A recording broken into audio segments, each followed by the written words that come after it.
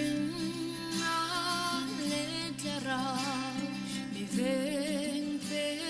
dingin ikut thiêng hi ma kan hla pa nangin mi hai ta ding a mal som na ni dingin i hau sak na le thil tho thei na min thum pe ro hi ka hi che mi hai ta ding a mal som na ka ti si do chun shring sing hi ngam anal ba i ngam na katsuma irem rona min shritir rol pa ka nin che kim tho thei lal pa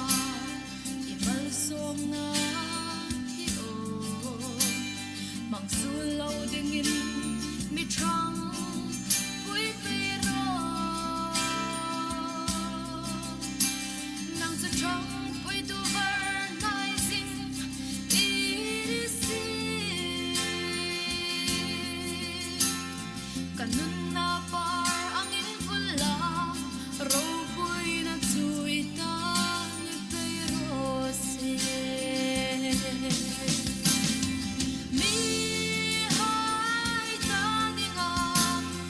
mal som na ka ni si do chen shring sing hi ngam anal pa i ngam na katsuma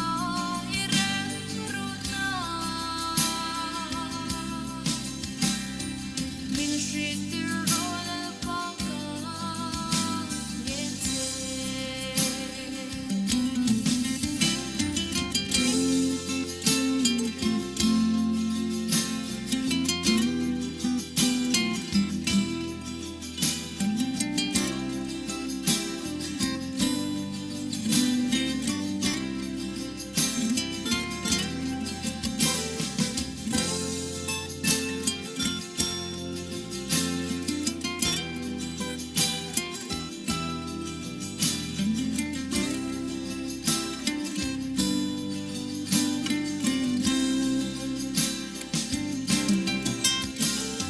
mi hai ta ding a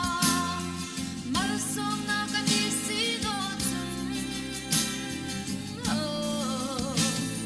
shring sing hi ngam anal pa i ngam na katsuma